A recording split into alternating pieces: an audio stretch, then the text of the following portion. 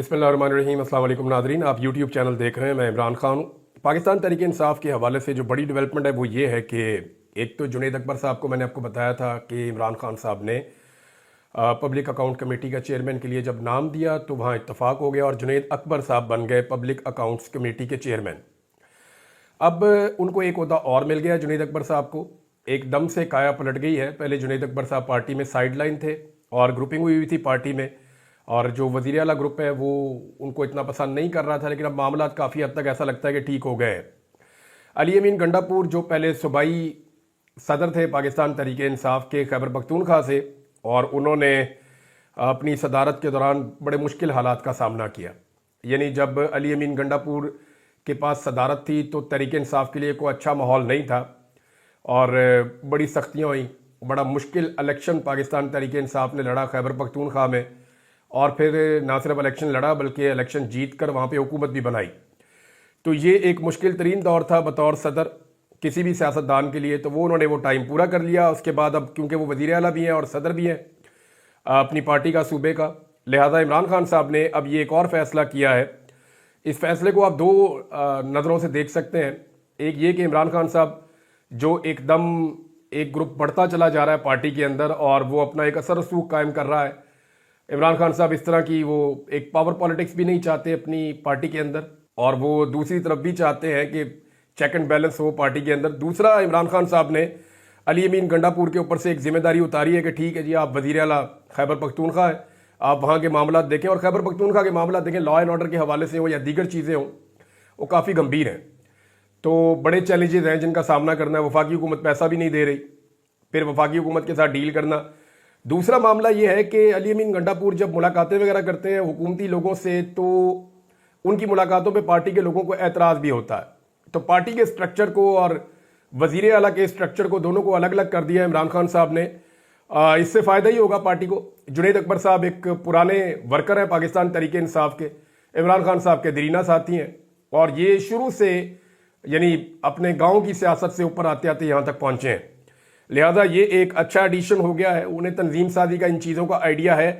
तो जुनैद अकबर साहब को इमरान खान साहब ने एक और अहम जिम्मेदारी दे दी है, और इसके बारे में जो पार्टी के ज़राए वो ये कह रहे हैं कि ये अफ़ाम तफ़हीम के साथ काम हुआ है, इसमें कोई किसी किस्म की मुखालफत नहीं है, लेकिन जो कुछ चलता रहा माजी में वो सब जानते हैं। जुनैद अकबर साहब ने एक बड़ी इंपॉर्टेंट बात की है।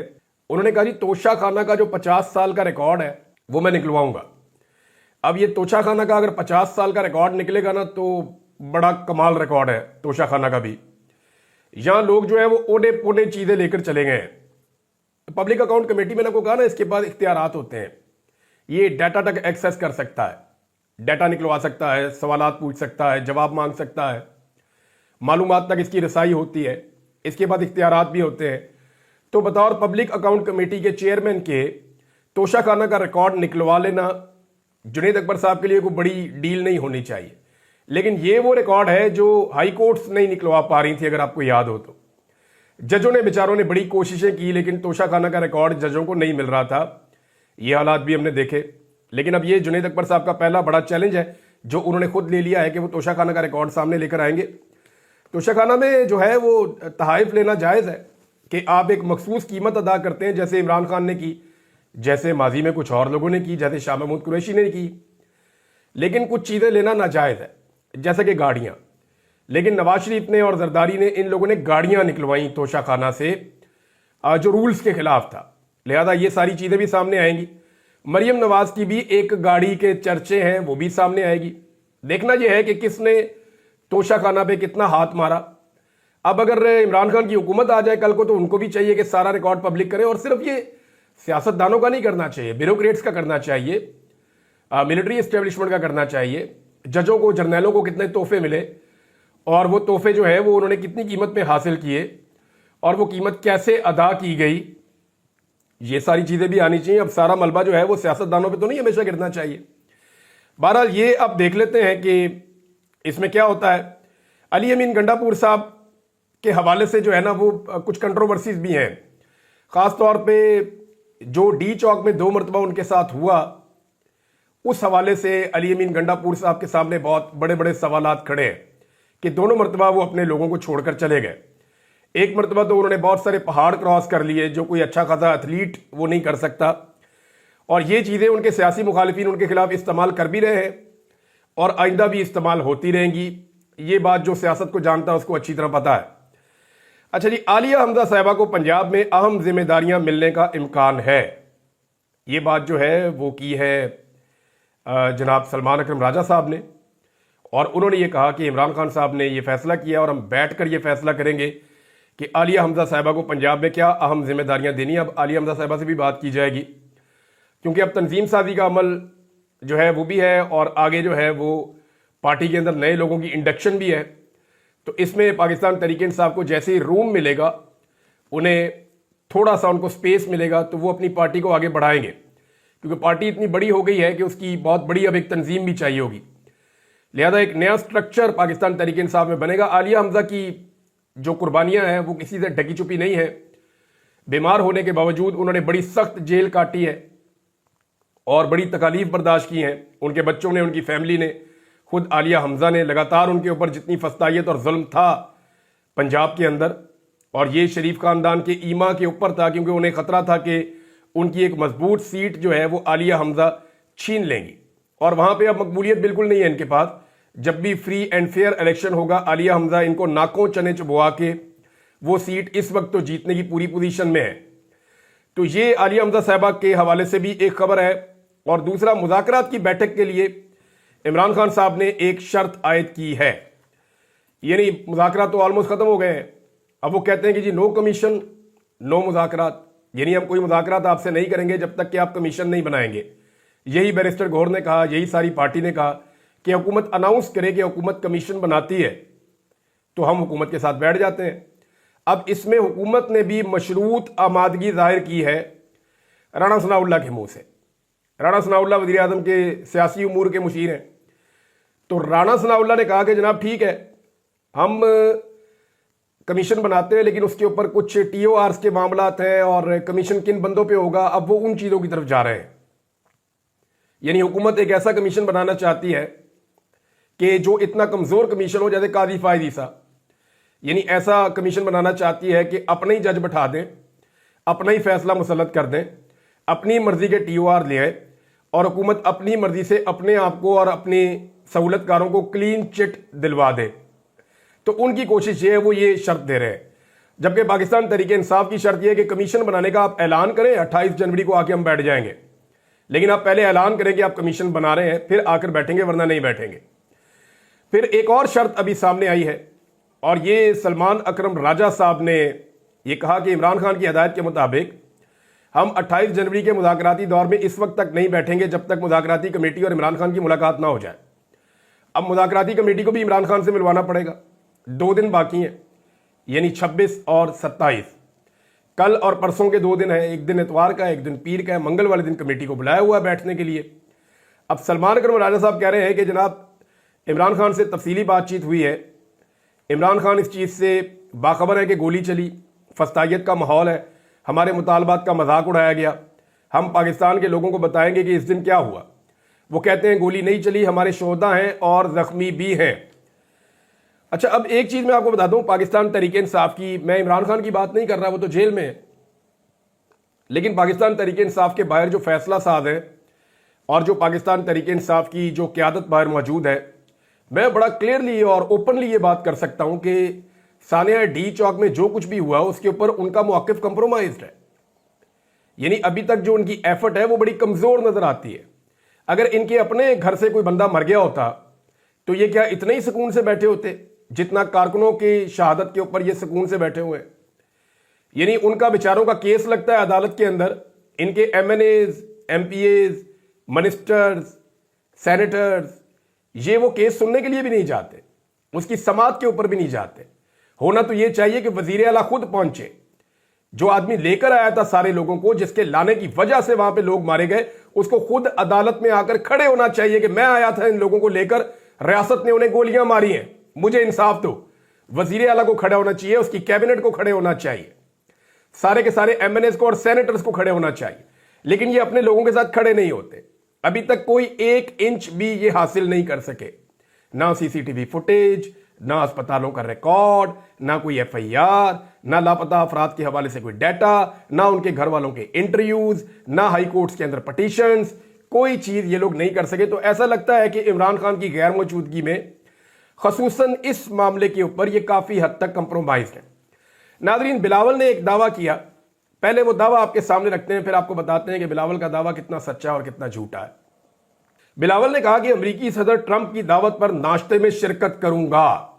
یہ جناب بلاول کا سٹیٹمنٹ جو ہے وہ یہ کوٹ ہوا کہ امریکی صدر ٹرمپ کی دعوت پر ناشتے میں شرکت کروں گا. اب ذرا آپ کے سامنے پورا پول کھولتے ہیں، ان کو جھوٹ بولنے کی عادت ہے، لہذا ہم آپ کو سچ بتاتے ہیں. یہ پھر فیک نیوز ہے. اب بلاول کے اوپر پرچہ ہوئے گا، بلاول کو گرفتار کیا جائے گا، پی کا آرڈیننس لگے گا بلاول کے اوپر، جھوٹا پروپیگنڈا کیا، فیک نیوز پھیلائی. اصل خبر یہ ہے کہ امریکہ میں فروری کی ہر پہلی جمعرات کو، یعنی امریکہ میں جب بھی فروری کا مہینہ آتا ہے تو اس کی جو پہلی جمعرات ہوتی ہے وہاں پہ ایک نیشنل پریئر بریک فاسٹ ہوتا ہے. نیشنل پریئر بریک فاسٹ یعنی ایک صبح ناشتہ کیا جاتا ہے جس میں لگ بھگ کوئی 3,500-4,000 بندہ شامل ہو جاتا ہے. دنیا کے 100 ملکوں سے مختلف مہمان بھی آتے ہیں جو اس کے اندر شامل ہوتے ہیں. مختلف ممالک کی امبیسیاں جو ہیں ان کو پاسز جاری کر دیے جاتے ہیں اور وہ اپنے ملکوں سے لوگوں کو بلوا لیتے ہیں جو آ کر اس ناشتے میں شامل ہوتے ہیں. اس میں کاروباری لوگ بھی آتے ہیں، سیاستدان بھی آتے ہیں اور مختلف ممالک کے وزیر شدیر ایسے لوگ بھی آتے ہیں. 2023 تک یہ جو ناشتہ ہوتا تھا نا، اس کو صدر تو اس کا ہوسٹ ہی نہیں ہے، صدر تو یہ ناشتہ کرواتا ہی نہیں ہے، وہ تو دعوت کیسے دے سکتا ہے؟ صدر ٹرمپ یہ ناشتہ نہیں کرواتا. امریکہ کا ہر صدر اس ناشتے کے اندر بطور مہمان جاتا ہے اور ایک خطاب کر کے نکل جاتا ہے. جو جمعرات کا دن ہوتا ہے، پہلی جمعرات کا جو دن ہوتا ہے فروری کا، اس میں امریکی صدر جاتا ہے چاہے وہ کوئی بھی ہو، وہ ناشتے کے شرکا سے خطاب کرتا ہے. اور یہ ایک ناشتہ نہیں ہوتا، بہت سارے ناشتے اور بھی ہوتے رہتے ہیں دیگر ریاستوں کے اندر. تو امریکی صدر جو ہے وہ اس کے اندر خطاب کرتا ہے. 2 لوگ خطاب کرتے ہیں، ایک امریکی صدر خطاب کرتا ہے ہر سال، اور ایک جو خطاب کرنے والا بندہ ہوتا ہے اس کا نام سرپرائز رکھا جاتا ہے. اب بلاول کے سٹیٹمنٹ سے تو لگتا ہے کہ شاید ڈونلڈ ٹرمپ کے بعد جو دوسرا بندہ سرپرائز رکھا گیا ہے کہ امریکی صدر کے ساتھ اس ناشتے میں خطاب کرے گا بریک فاسٹ میں، وہ شاید بلاول ہی ہوگا. ایسا لگتا ہے بلاول زرداری کے سٹیٹمنٹ سے. لیکن حقیقت یہ ہے کہ 2023 تک یہ ناشتہ جو ہے اس کو ہوسٹ کرنے والی جو تنظیم تھی اس کا نام تھا کرسچن آرگنائزیشن فیلوشپ فاؤنڈیشن. پہلے یہ اس کو ہوسٹ کرتی رہی ہے 2023 تک. یہ معاملہ شروع ہوا تھا 1953 میں اور یہ اب تک وہاں پہ ناشتہ کروایا جا رہا ہے. اب 2023 کے بعد سے یعنی گزشتہ سال سے جو ناشتہ کروانے والی تنظیم ہے وہ تبدیل ہو گئی ہے، اور اب جو تنظیم کروا رہی ہے ناشتہ اس کا نام ہے national prayer break fast foundation. تو یہ جناب ایک نیشنل پریئر بریک فاسٹ ہونے جا رہا ہے. اس کے اندر بلاول صاحب کو امبیسی نے، یعنی ایوان صدر میں ان کے والد ہیں، تو ان کے لیے مشکل نہیں ہونا چاہیے کہ یہ پاس ان کو مل گیا. بہت سارے اور پاکستانی بھی وہاں پہ پہنچ جائیں گے. بہرحال یہ ایک بہت بڑا ایونٹ ہوتا ہے. اس کے اندر صدر ایک خطاب کرتا ہے اور ایک دوسرا بندہ خطاب کرتا ہے اور معاملہ ختم.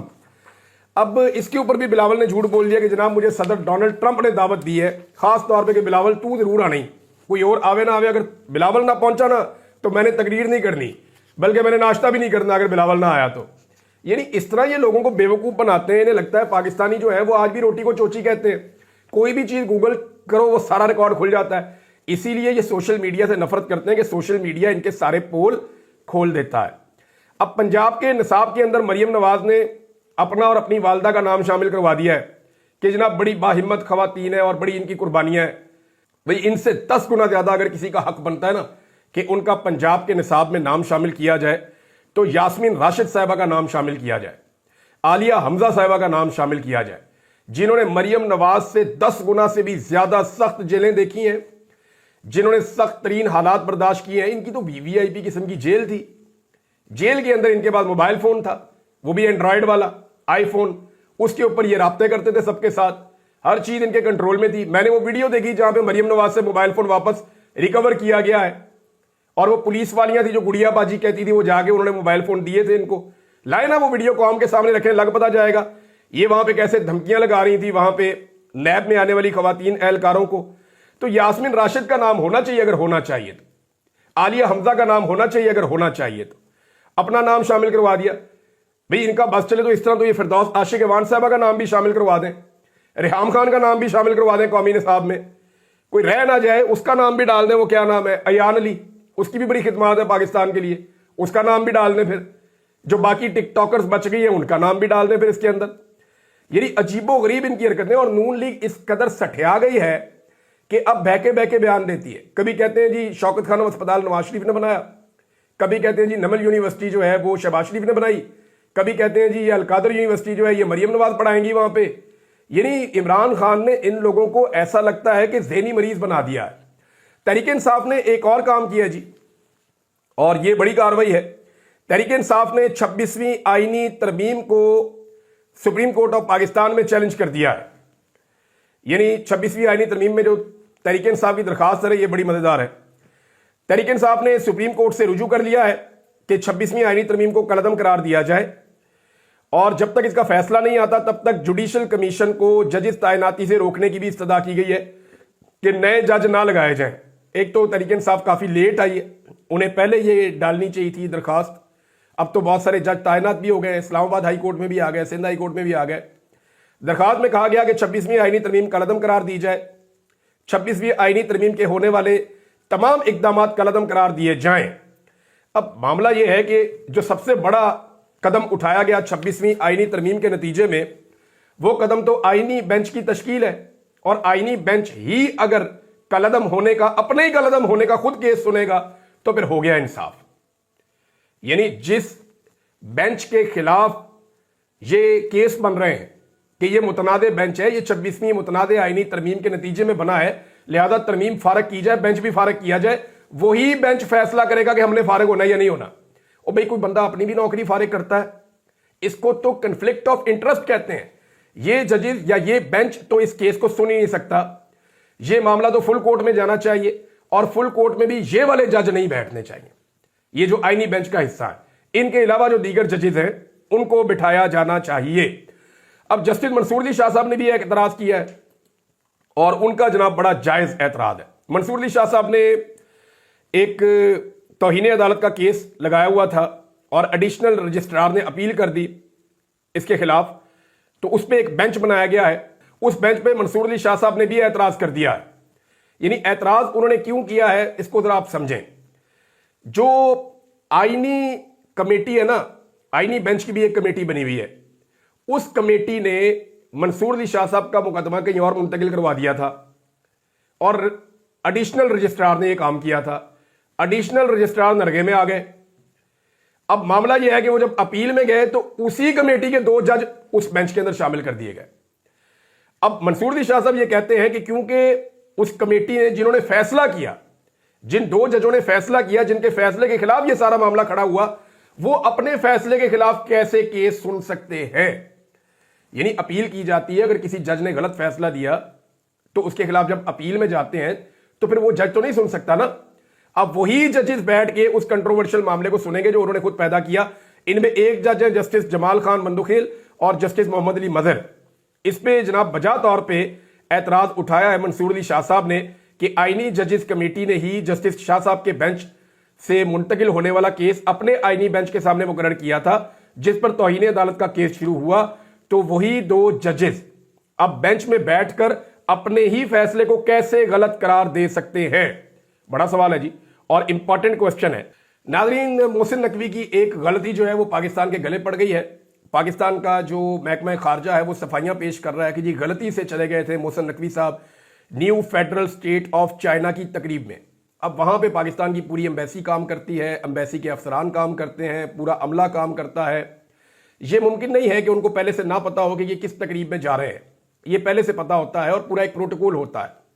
محسن نقوی جیسے امپورٹنٹ آدمی کو وہاں پہنچانا new federal state of China جیسی تنظیم کے پروگرام میں جو بہت زیادہ اینٹی چائنا ہے، یہ چائنا کے لیے بڑی تشویش کی بات ہے۔